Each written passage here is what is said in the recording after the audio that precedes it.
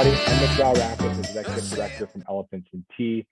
Thank you all for joining us today. Hi, Liz from Cincinnati. If people want to put in the chat where they're from, it's always cool just to see where everyone is at.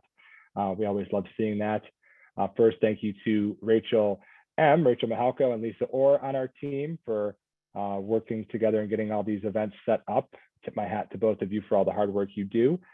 And we're just thrilled to be bringing you a community conversation today. So without further ado, let's get into it because we have a really fun and insightful conversation to have today. And this community conversation, and let me even take a step back for folks that may not have attended the one last month.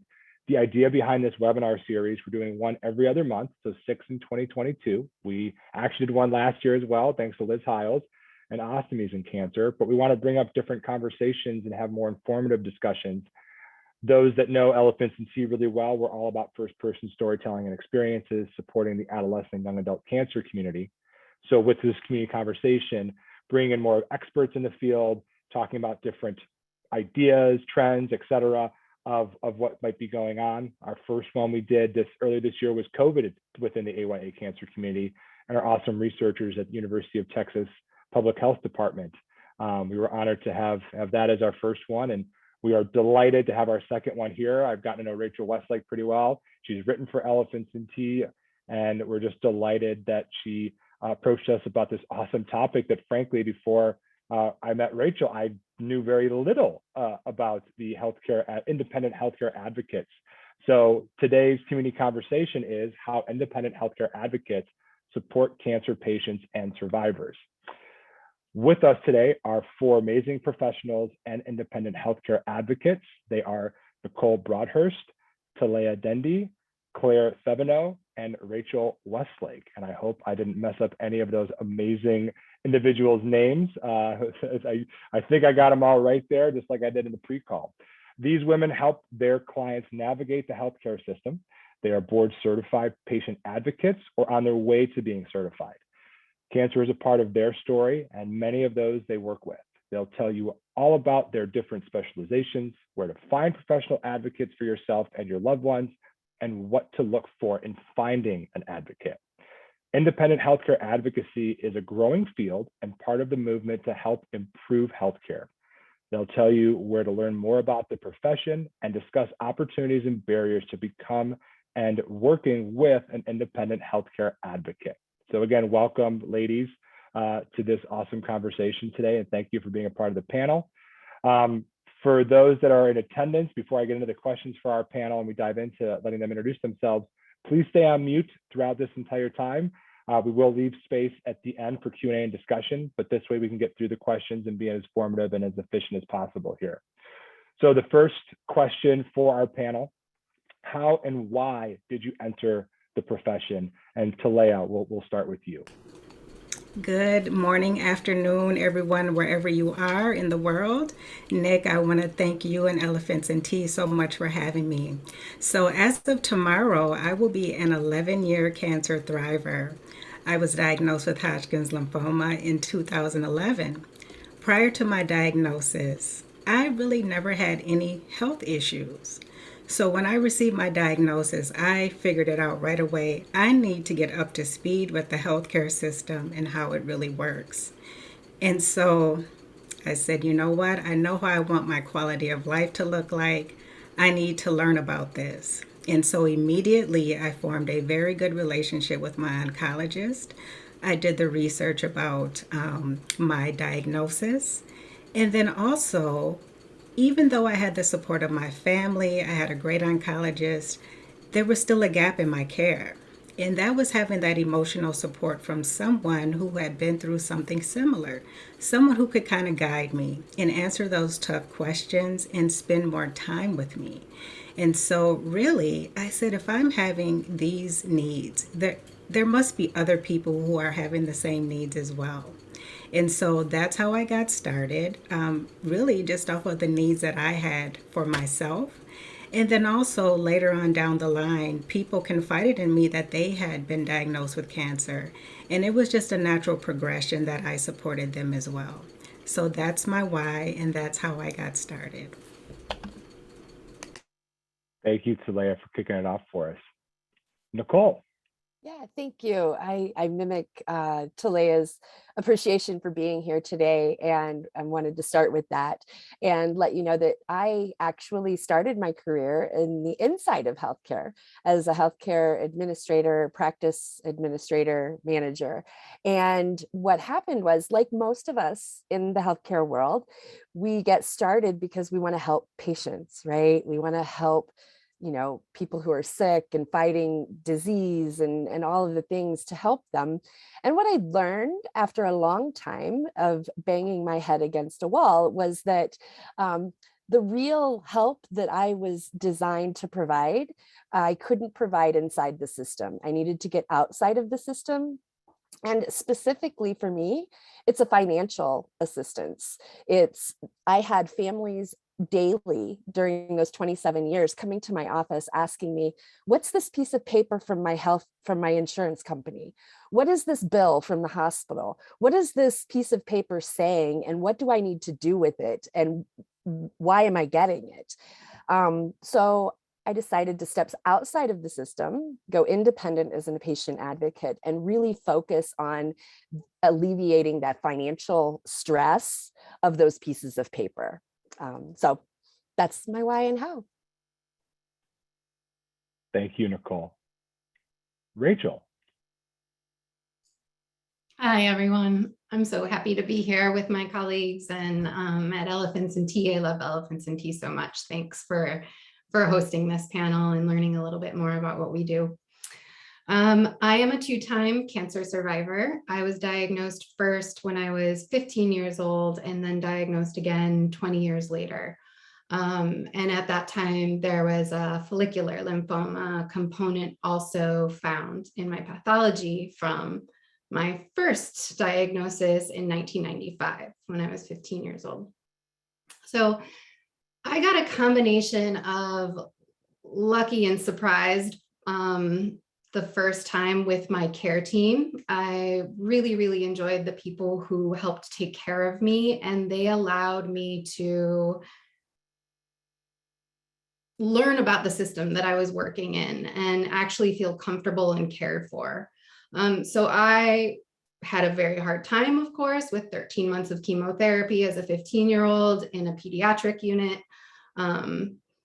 But I also had the support of a neurosurgeon who helped me build a model of a neuron when I was a teenager for my AP Bio class. I had an experience with care team members that helped me develop my interest in healthcare and biology and feel comfortable learning about what was going on with my body. So that was sparked from a young age. And then for 20 years, I did a variety of other things. I worked in social work capacities. I worked at clinics. I worked in operations and HR, but slowly was finding myself supporting all kinds of people navigating healthcare issues. They were coming to me, friends and family, and then friends of friends. And I was like, I really kind of enjoy helping people do this. And then I had a friend get very sick, had a major brain injury, and I traveled to support him in the hospital and navigate some of that care with his family.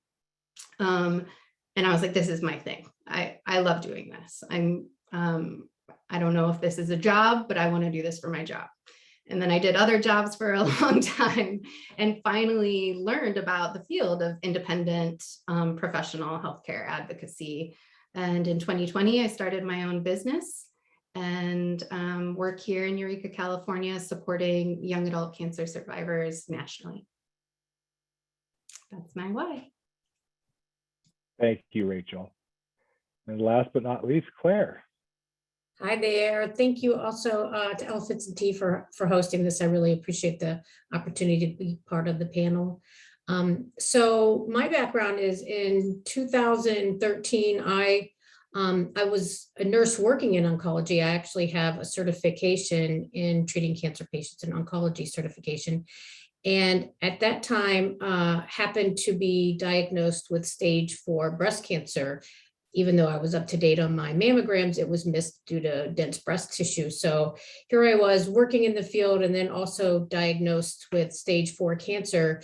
And as awful as that diagnosis is and was, I took some comfort in that I kind of knew the way things worked. And so I got a diagnosis in one day. I went from in the morning feeling like something's not right here to seeing my GYN, then getting an ultrasound, then biopsy, and the pathologist told me by the end of the day she was sure it was cancer. So I knew how to expedite things because of my position, and I knew what questions to ask the doctor, and I understood the terminology they were throwing at me when we discussed the pathology and all that. And so you take a lot of comfort. To me, knowledge is power. And over the years, I would have friends and friends of friends refer people to me that had been recently diagnosed with cancer. And when I talk to them, I'd go to appointments, I'd kind of guide them through next steps and what to expect.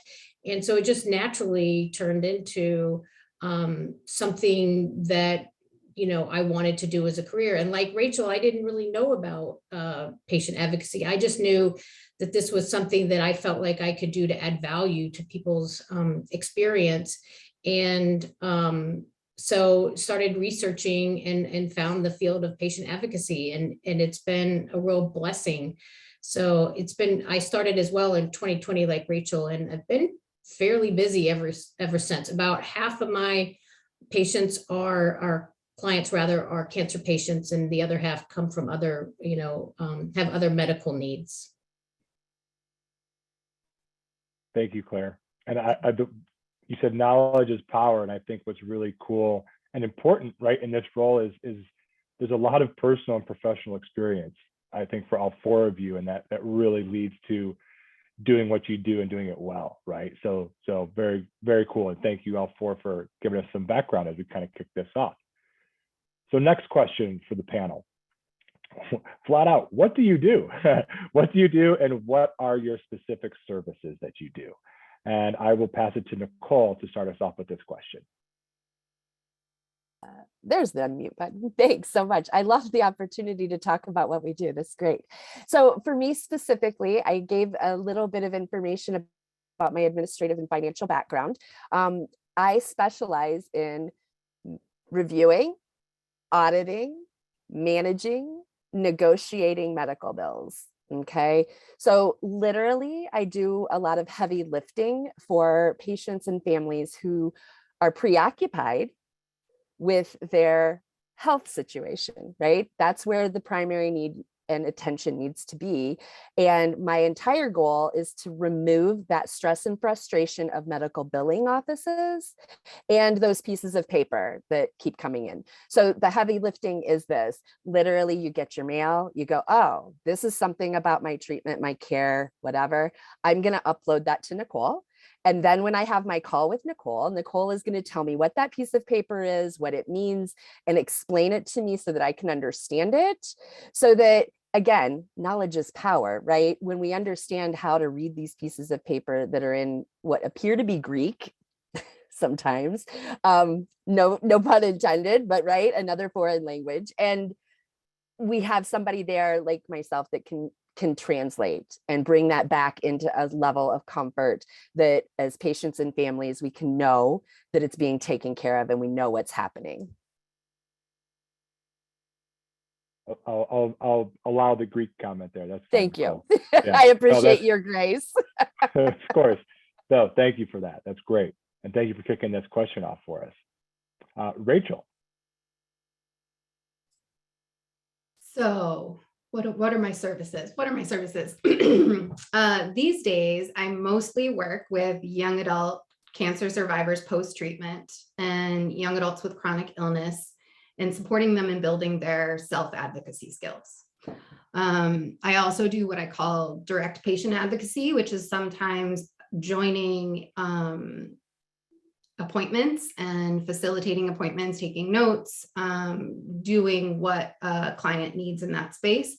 But for the most part, I'm having one-on-ones with clients, trying to help them orient to where they are and figure out where they want to go, and providing some education and guidance on how they might get there. I really believe in one of the ethical codes that we follow as board certified patient advocates is, helping to create and sustain autonomy. So I believe that all people can get good at navigating their care, but especially when we've been through a lot medically and in our healthcare world, and especially when we're just sort of phasing out of heavy duty treatment where we're taking a break, it can all feel really overwhelming, and having someone to touch in with and help us navigate can be really helpful. And it's a little bit different than peer support in that way, because I'm just here for my client.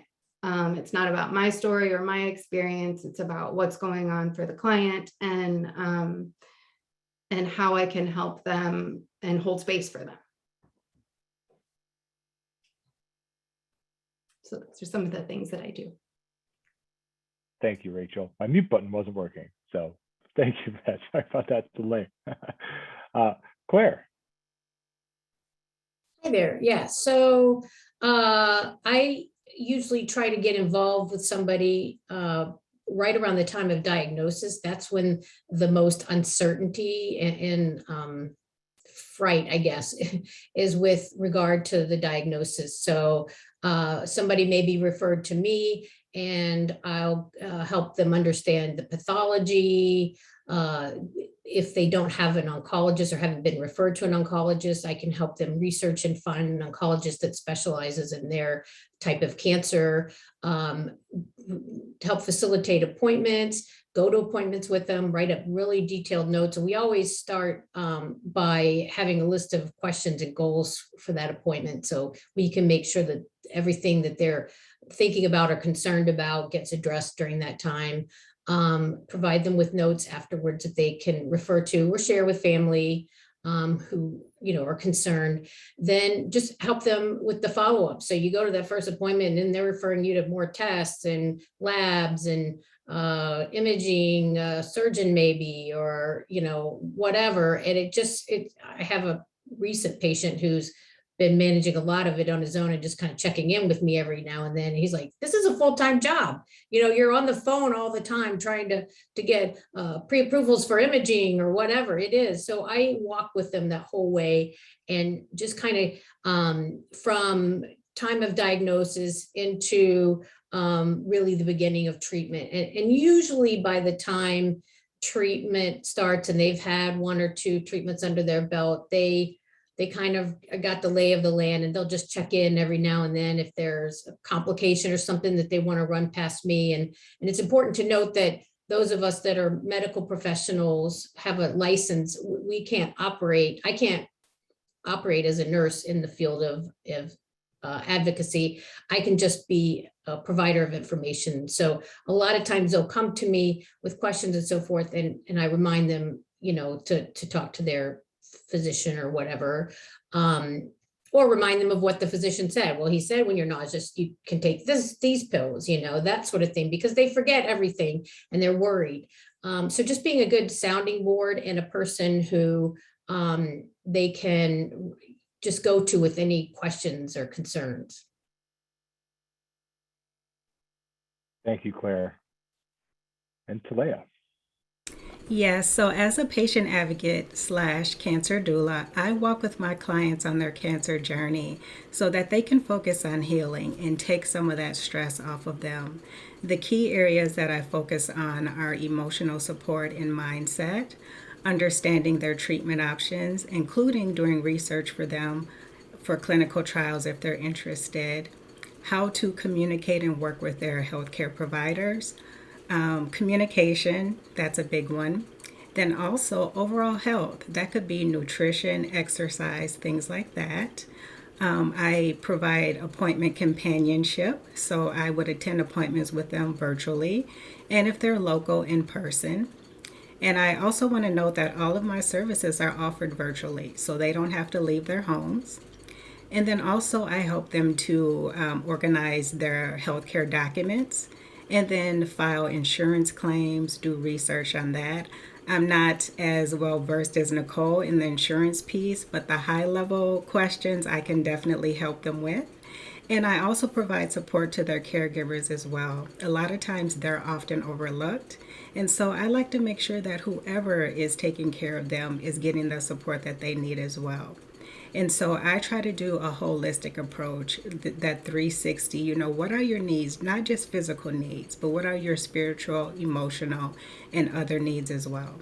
So that's the work that I do. Thank you, Talaya. That's great. I love that all four of you have a little bit of a different background on things that you do. So I think that's great. And real quick too, for the audience, I see some questions coming in, awesome questions. Please put them in there as you think of them. We'll definitely address those at the end. I know a couple individuals have sent them individually to me. So if you'd like a question and ask it anonymous, or you'd like it to send it directly to me, that's totally fine, and please do it that way as well. Next question, where have your clients come from? And Rachel, we'll start with you on that one. Originally, they were local because I started off locally working with whoever needed an independent healthcare advocate. So I worked with a lot of seniors and hard to diagnose folks, and I passed cards around. I let doctors know that I was here, and often still get referred from a couple of physicians and medical professionals in the area. So I do work with people locally, and I try and serve my direct local community as well as nationally. So sometimes I take on clients who are outside of my normal specialization if they need help, because I know the terrain of my local healthcare system. So locally, word of mouth and referrals from other health advocates, and also from 2 directories that I'll show you around later in our chat. And I think that's pretty much how, and then internet searches. People search patient advocate, healthcare support a lot. So I have a website, circadianhealth.com, and people find me on Google and whatever browser you search tool. Thanks, Rachel. Mhm. Claire. Yeah, same thing. I get a lot of inquiries through my website. I worked with a local small business development consultant through the university system here, and he's helped me with search engine optimization and the marketing stuff. So I've definitely noticed an uptick in people calling me once I started working with him. A lot of referrals from family and friends and from other advocates, as I've networked with other advocates. If they come across a patient that's dealing with cancer, and that's not something that they're super familiar with, they'll refer that person to me, which has been great. And which is another point I'd love to make about the field. Everybody I've met in advocacy is really here because they want to do well by other people and help other people. And so it's such a warm, loving community, and everybody's super good about figuring out if it's a good fit for what they do. And if it is, great, they'll take on that client. But if it's not, we always try to find that person that can really meet their needs. Thank you, Claire. Talaya. Yes, a majority of my clients come from Google searches. They just type in cancer support or cancer, and my name comes up. Then also word of mouth, that is huge. And also networking with other people within the healthcare system, but then, as Claire mentioned, other advocates as well who may, not be able to help a person in a particular area. And then also just from my podcast and getting in front of people like we're all doing today.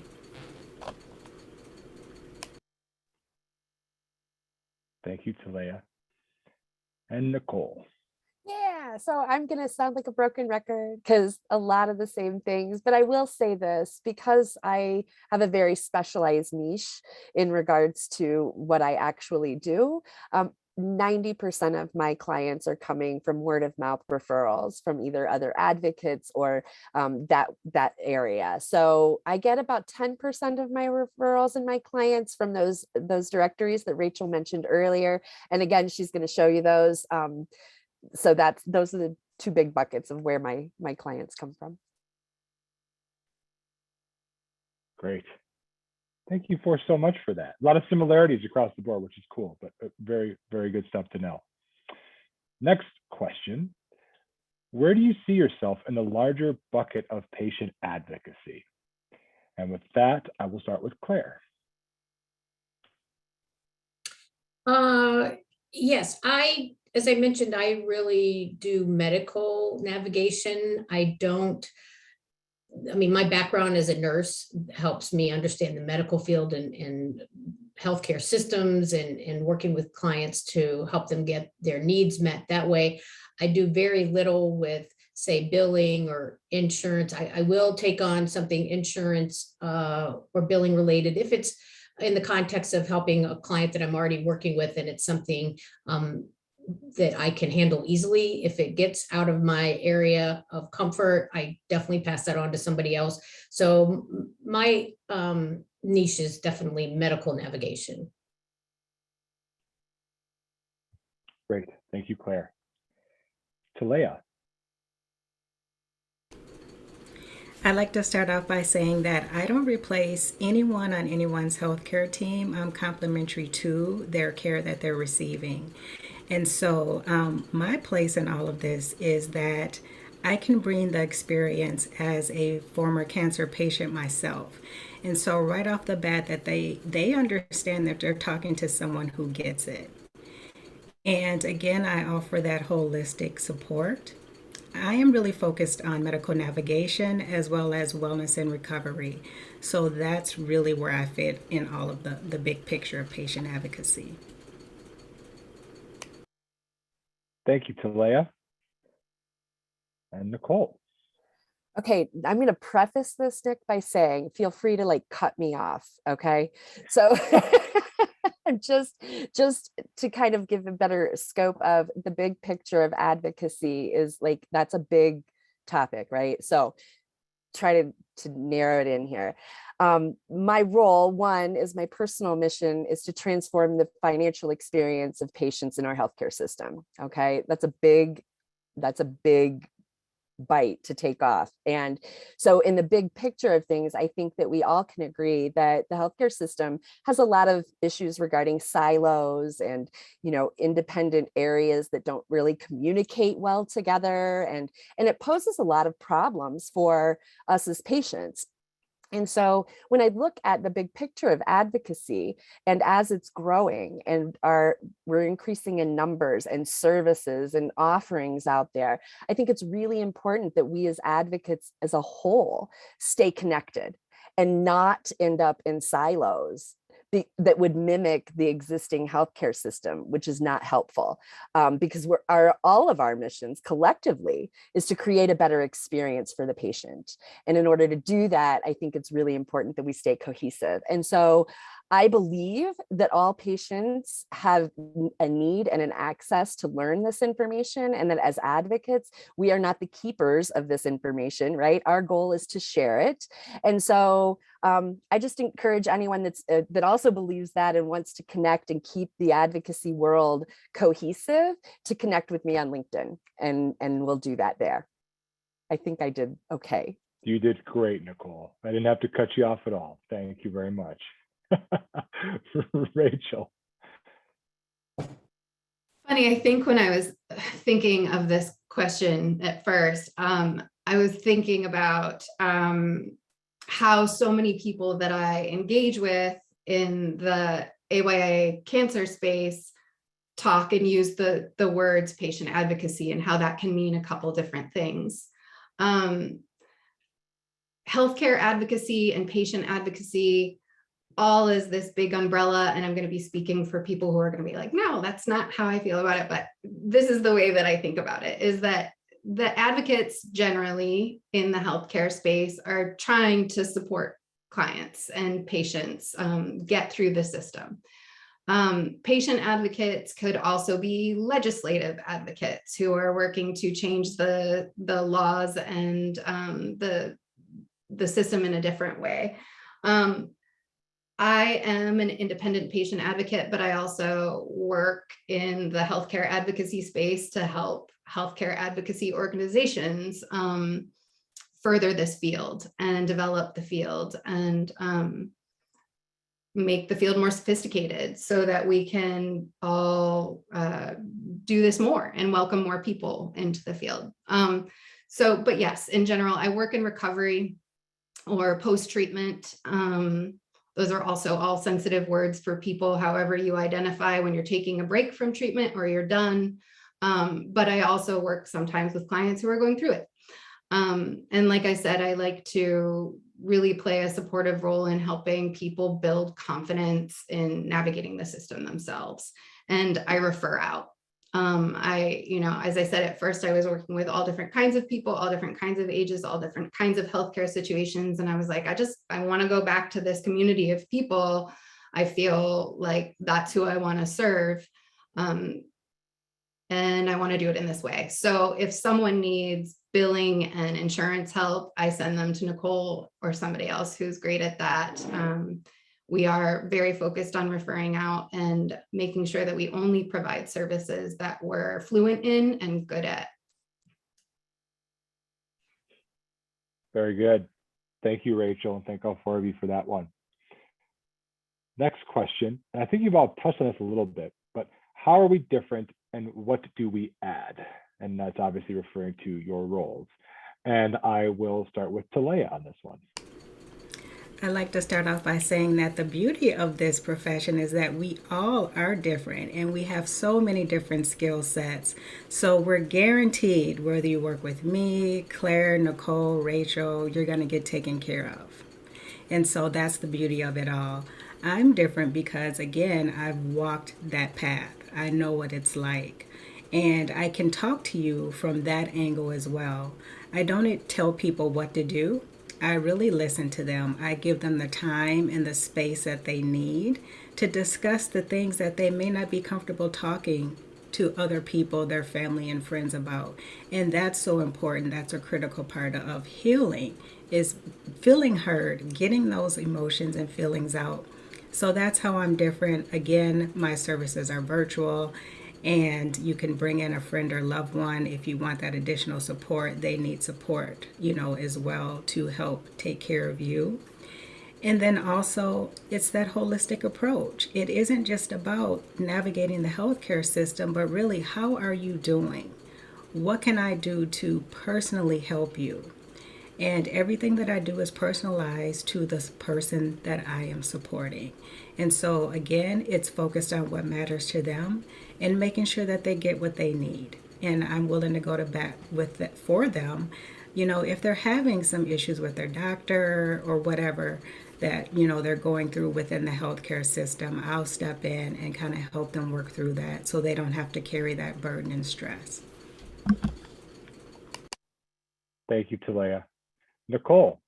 Yeah, what a great question. So I think that generally speaking, as independent patient advocates, we're different in the fact that healthcare, for whatever reason, and that's a whole nother discussion, right? But the system of healthcare really makes me feel as a patient like I'm David meeting with Goliath, right? Like there's this huge system that's operating and it's just me, right?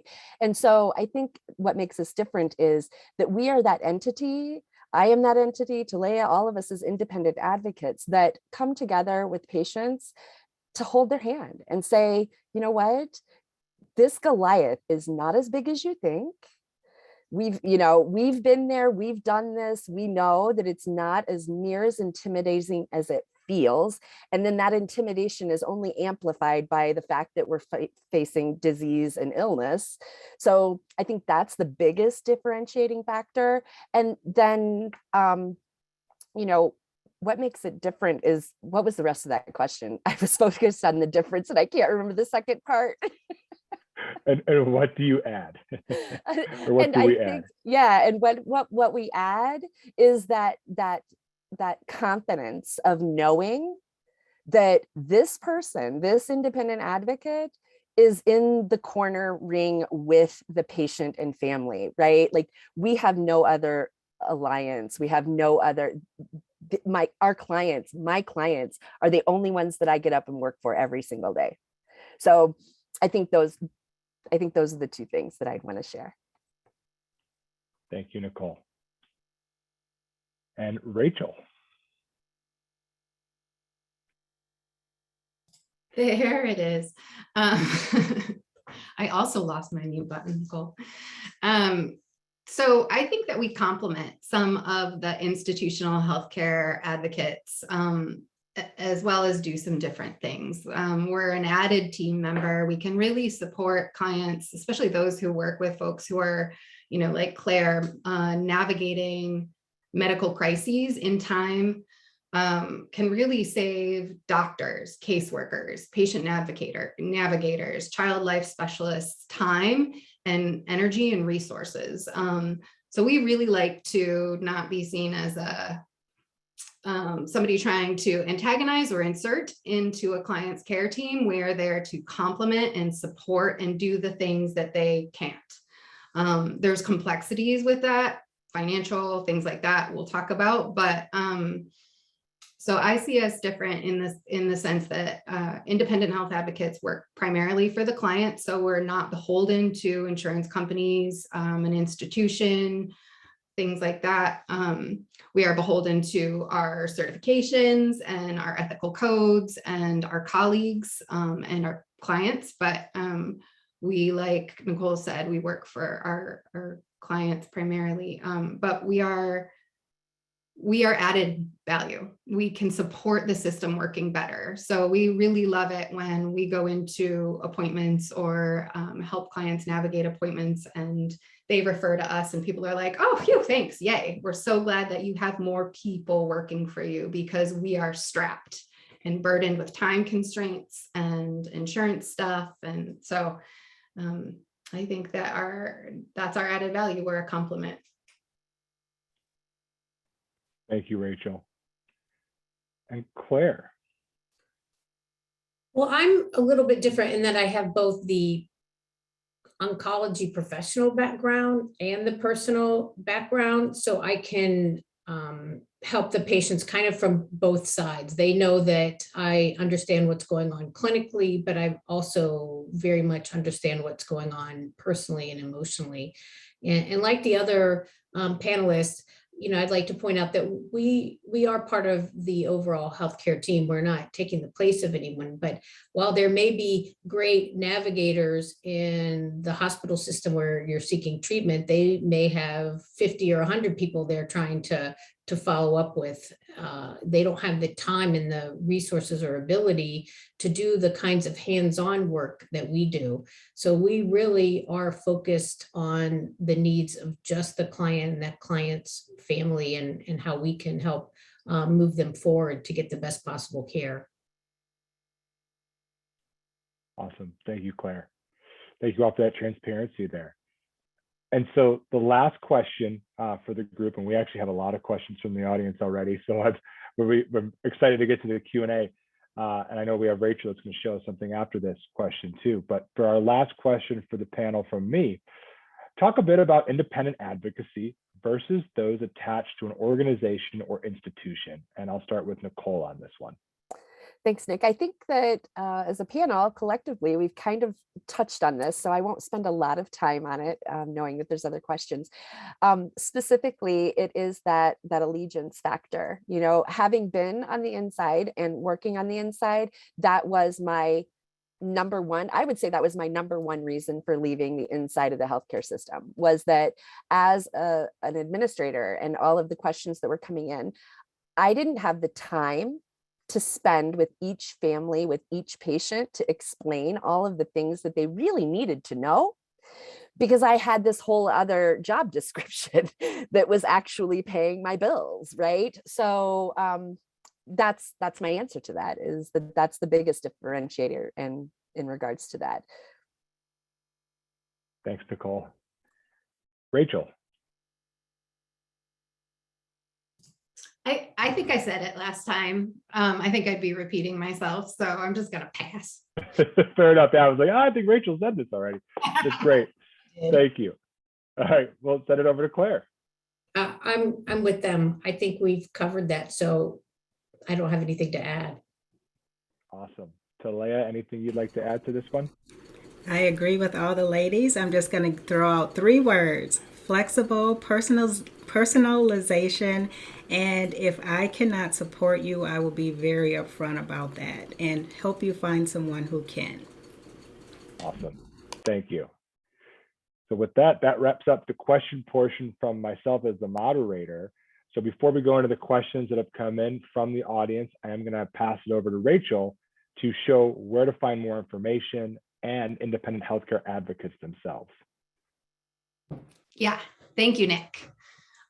So I'm going to show you, by sharing my screen, a couple places where you can find advocates that are right for you. Like everyone has said, it's really important to find someone who can support you in the specific ways that you need to be supported, whether that's insurance and billing, navigation, recovery and wellness, those kinds of things. There's all of those different kinds of support. And it's also like finding any medical professional that you want to work with, or anyone in the healthcare system, and especially like in mental health, you want to find the right fit. It's going to be hard to move forward if that person isn't the right fit for you. Everyone's individual, and everybody's cancer experience is unique. So I'll show you a couple places where you can poke around and find someone to work with if that interests you. I'm going to start by showing you Greater National Advocates website. Greater National Advocates mission is to help wake up the nation to the life-saving support of patient advocates. And there are several ways you can search for advocates on this site. So you can search by type of advocate, specialty, problem or condition, the credentials that they have, language, faith, first or last name. So I'm going to go to problem or condition and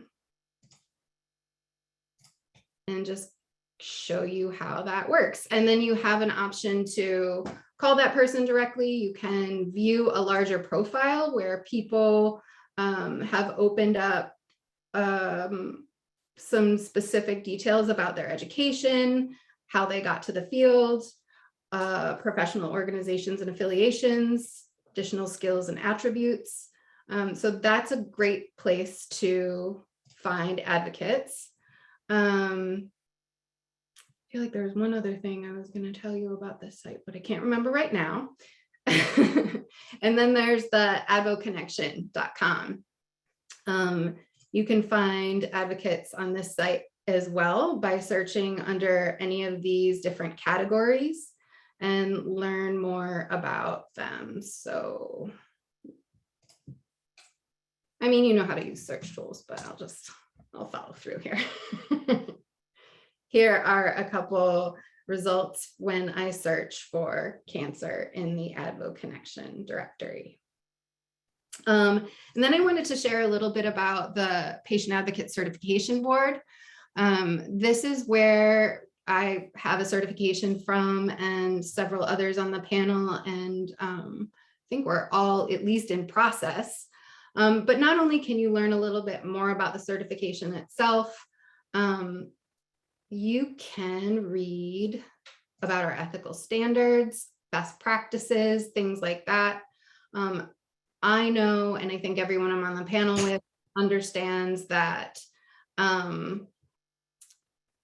this field it's really important to really feel solid about the credentials and credibility of the person that you're working with. So these directories are helpful. People have been vetted and looked at and checked, and learning a little bit more about the ethical standards that we uphold are probably, that's a helpful thing too. So that's a little bit about that. And there's also a lot of degree programs and certificate programs for healthcare advocacy or health navigation. Some of those are open to, institutional advocacy and independent advocacy. There's a lot out there, and I do have a list, and maybe I can just pass that over to Nick later of like different ways if you're interested in entering the field. Some places that you can poke around to see if there's some education that you want to get. Board certified patient advocates have to do continuing education, things like that.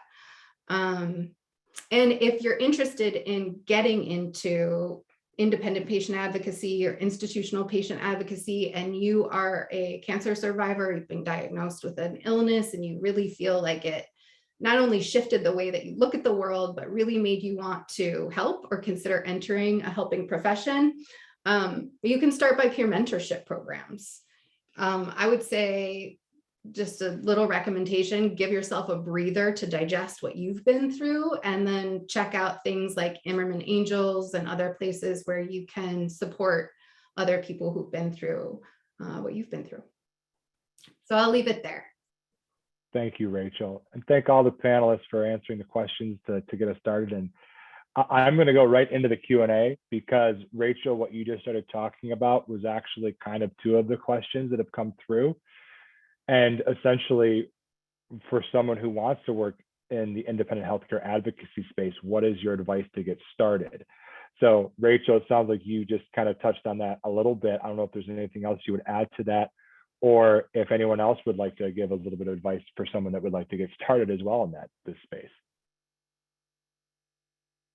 Go ahead, Claire. When I first started looking into advocacy, I found some of the information put out by Tricia Torrey. She's kind of, in a way, the mother of advocacy. She started the AFA, Alliance for Professional Health Advocates website several years ago. And that organization, while geared towards advocacy in general, I find is more useful for those starting out, because there's some tips on, how to market yourself and getting set up in business. And she wrote a book that you can find online at Amazon. And that kind of gave me a good place to start. So then I knew what kinds of things I had to be thinking about. Thank you, Claire. You're welcome.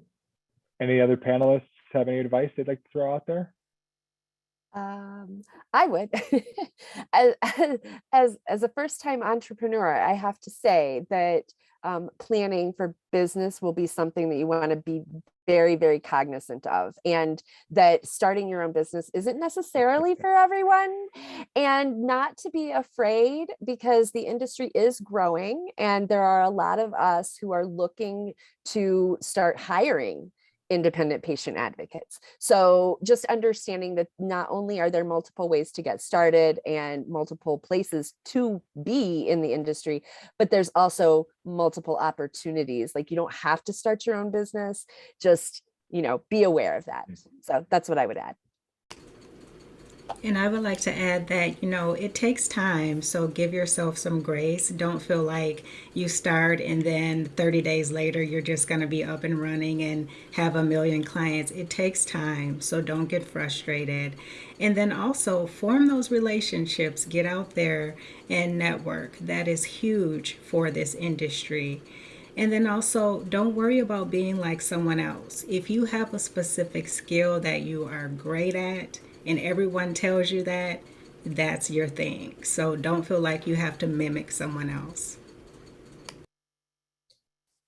Can I add to that? And this kind of touches on a question that I saw come up. So I think I'll be answering another question with this, but while I do have a clinical background, you absolutely do not need a clinical background. It helps in the type of advocacy that I do, but there are plenty of advocates who are very, very successful and add a lot of value to their clients by virtue of their experience, either as a patient or maybe working in insurance or billing, or we have a lot of advocates who came into the field because they had a family member, child, or somebody that they had to advocate for. So you don't need a clinical background.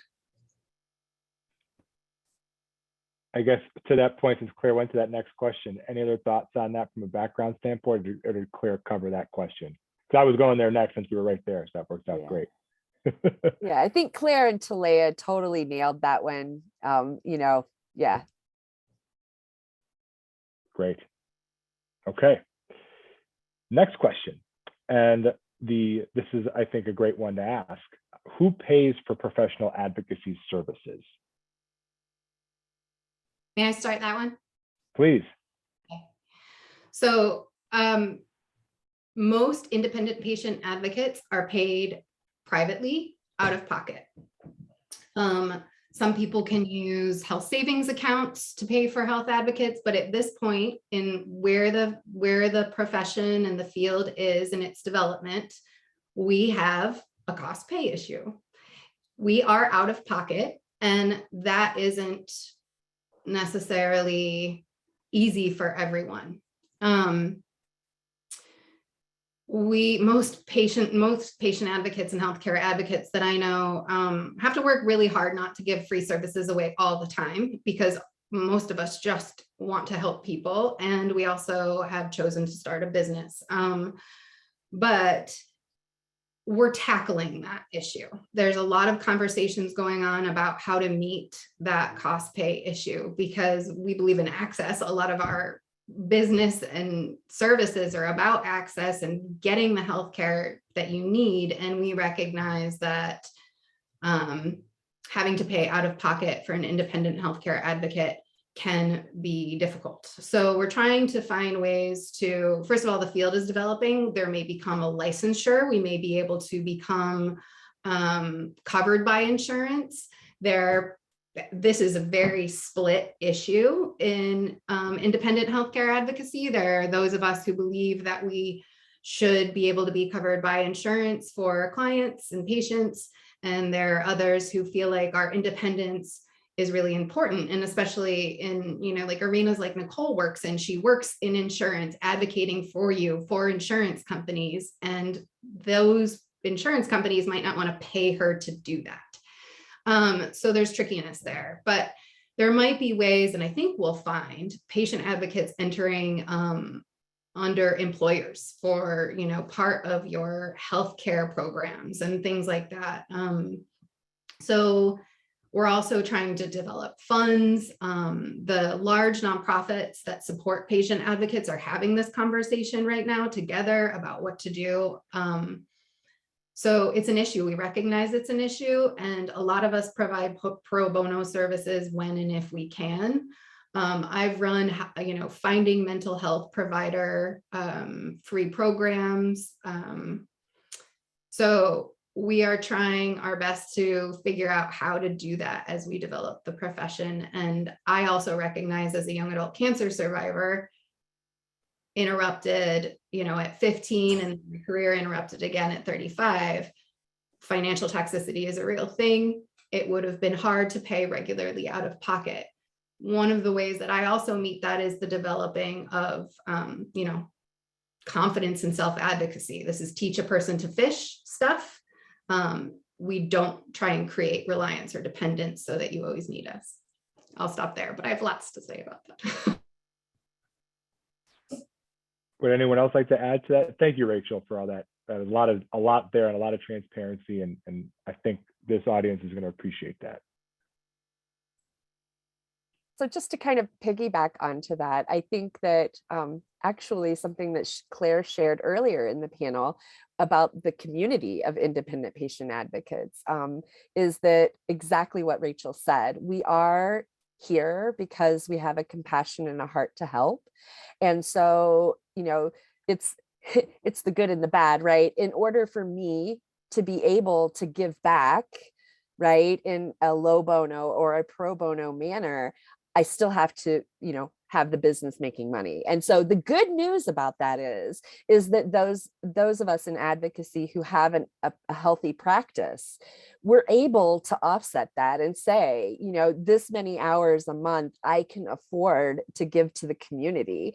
And so I think that touches on so much of the industry, but I think my biggest message is that the majority of us as independent advocates, that's what we're here to do, and working to balance that. So what I see happening a lot is if I get a client who doesn't have the means for my service, I don't stop. Like, I don't just say, oh, sorry, can't help you. Like, right. And because that doesn't fulfill my need to help, I need to be providing some additional resources and talking to my colleagues and saying, do you have bandwidth for a client in this situation? Because I don't right now. And at a minimum, giving you some, resources regarding like the Patient Advocacy Network or Patients Rising, or, some of those things that can be helpful in the immediate situation while we try to bridge that gap. Thank you, Nicole, for that. So on that front, and you kind of touched a little bit, Nicole, on that, and I think we'll move on to some other questions. But I have one more funding cost question is, are any of you aware of grant funding or other types of assistance for those with lower income for patients to pay for services? Go ahead, Claire. There's a group called the Care Partner Project. And a lot of us, I'm a part of it. I think, Nicole, you are. I don't know about the other two, but they are collecting donations that will help provide funding for some advocacy work. And then those advocates that work for the Care Partner Project, we discount our services. So they give us some money. The expectation is that maybe the client could provide a little bit of funding, just kind of because they have some skin in the game type of mentality, and that we will discount our services. So it kind of comes from all sides. I actually, I'm always looking for different business grant opportunities where I can apply for those grants. And if I'm awarded those grants, a portion of that is used to cover services for people who do not have the means to pay. So that is one way that I try to get funds to cover people. The other way is, working with universities like the U of M. Sometimes they have different grants and things like that for their cancer program. And so looking into those types of grants that is offered by universities to see if I can use a portion of that to cover people that don't have the means, but then also serve another need for the university, which is getting information about different things that cancer patients are struggling with. So it kind of kills two birds with one stone, so to speak. Awesome. Thank you both. Thank you, Talaya and Claire, for that. I'm going to go to the next question, another question that came in. Any resources or technologies that any of you would recommend for taking notes when going to your medical provider? Go ahead, Claire. I found one that I've recommended and used a couple of times, and it's really been great. It's called MedCorder, MEDCORDER. It's free. You just record and it'll transcribe. It allows you to invite other people to receive the recording and the transcription. The transcription can be very poor, I'll admit, but you can usually figure out kind of what they were trying to say, especially if you go back and listen to the whole thing. But I found it to be very helpful. And most of the physicians I've worked with have allowed me to use it when I ask. Only one said that their policy of their organization would not allow it, but he was very thoughtful in acknowledging that kind of technology would be helpful. So I highly recommend MedCorder.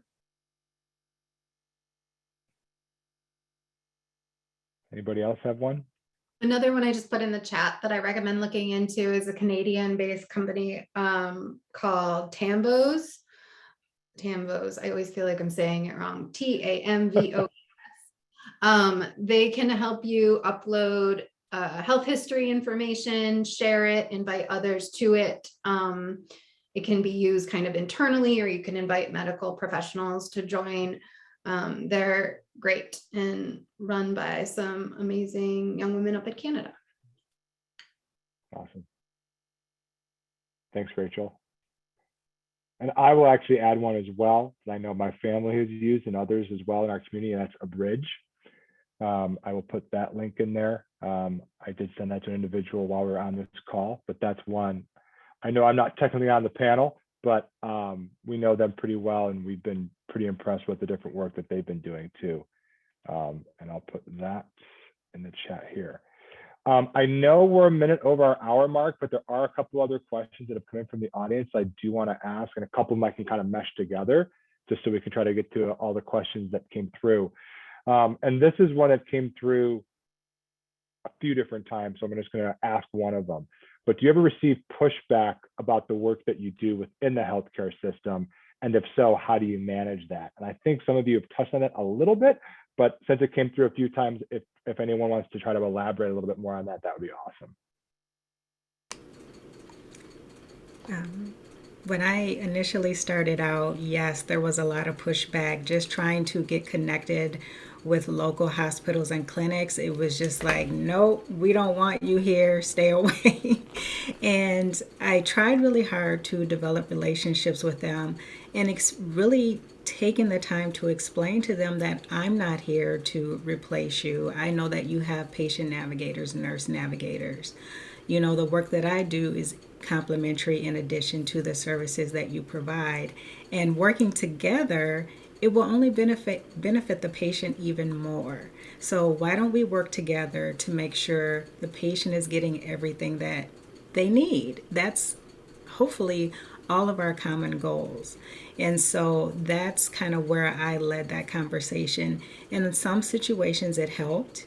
And in situations, there have been times where it didn't help right away, but they remembered me, they remembered my name, and they reached back out to me later. So that works also.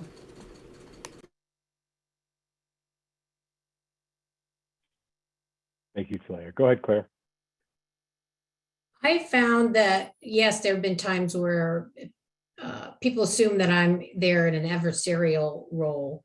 I had one doctor even say, well, typically, if you have a patient advocate in the hospital, that means there's a problem. And I wasn't aware we had a problem. And I, like Talaya, I kind of explained my role.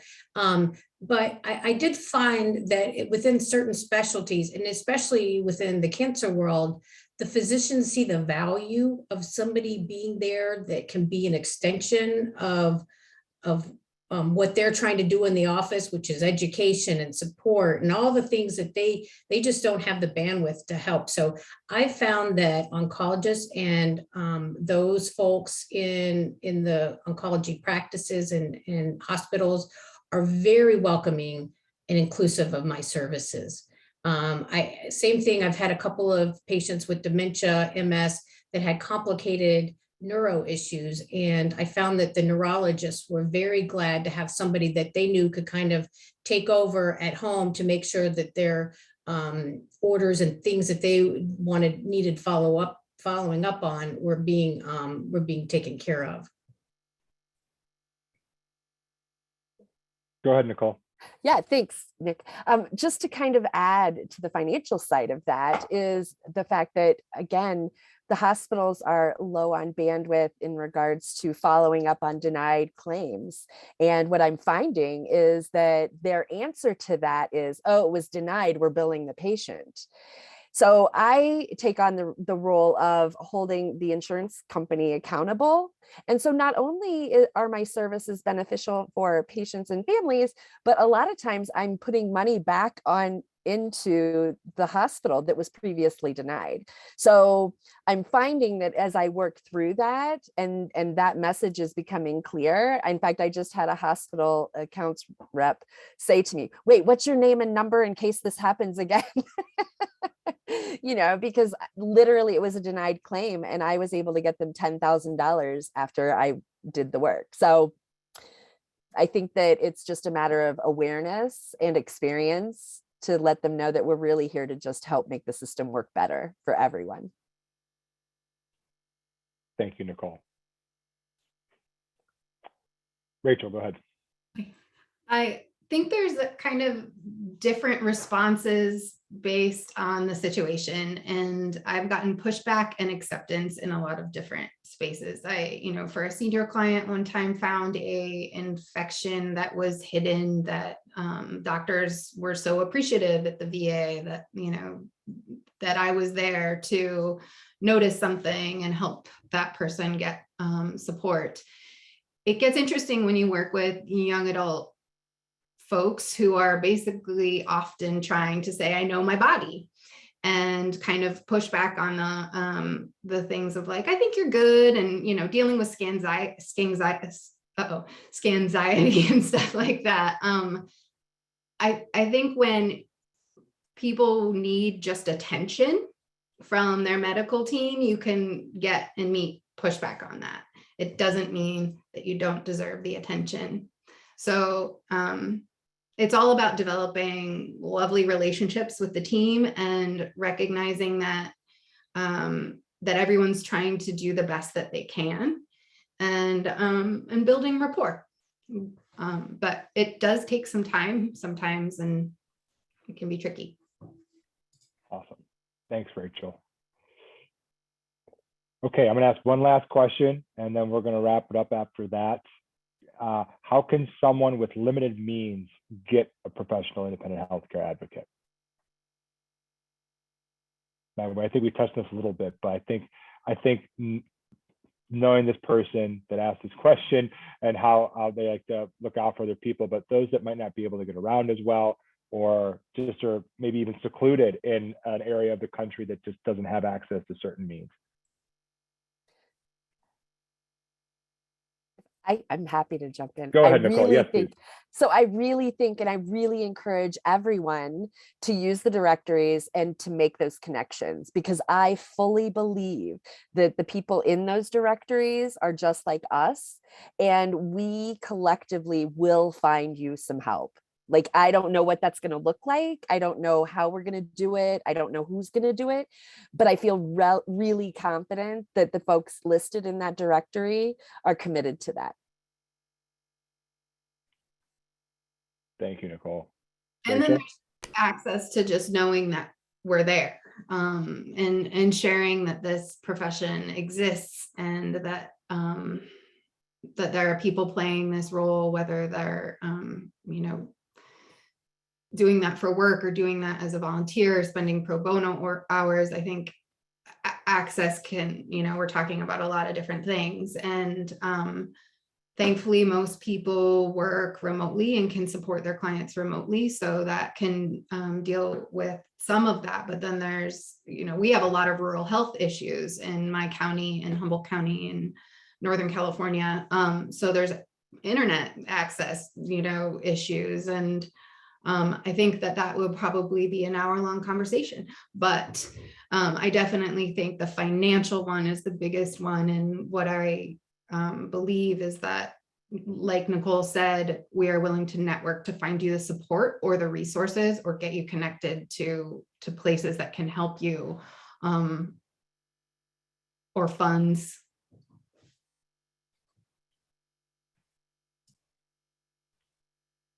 I am done speaking now. Anyone else want to add anything to this?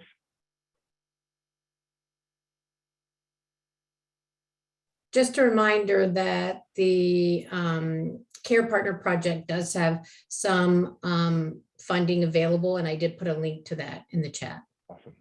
Thank you, Claire. Okay, then we're going to wrap up our community conversation today.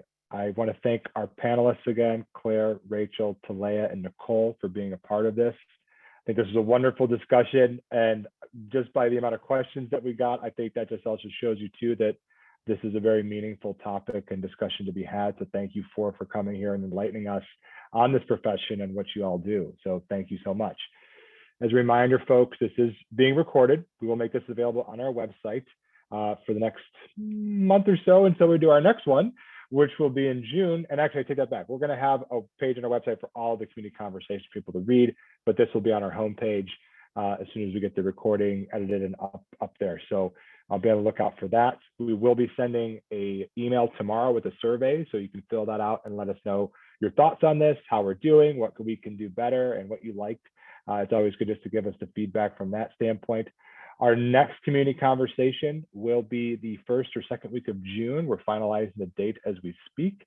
And it's going to be on wellness and nutrition. And we are actually going to focus on some of the programs that we do as our larger Stephen G. Cancer Foundation, with the wellness kits that we send to patients across the country, and as well as Smoothie Day that we host here at University Hospitals in Cleveland, Ohio, and talk about the importance of nutrition side of things. So definitely come and be a part of that. We'll be excited for that there. And in between that, we have our Purgatory event coming up in May on Letters to Younger Self. So be on the lookout for those promotions. We're excited for that. And many other things, happy hours every Friday. You all know where to find us. I should mention too, for our amazing panelists, if you are comfortable in putting your email into the chat in case anyone wants to reach out to you directly, please go ahead and do so now. Of course, anyone in the audience, if they want to reach out to myself, Rachel, or Lisa on our team, please go ahead and do so. And this way, you can want to reach out to us first, and then I can feed it over to the panelists as well. We're happy to do that too. Okay. Again, thank you all so much for attending. Panelists, thank you so much. Have a great rest of your Thursday. It is Thursday. Wow, I almost corrected myself that it wasn't Thursday, but it 100% is. And have a great rest of your day, and hopefully we'll see you all soon. Thank you so much. Bye, Thank you. everybody. Thank you all. Thank you.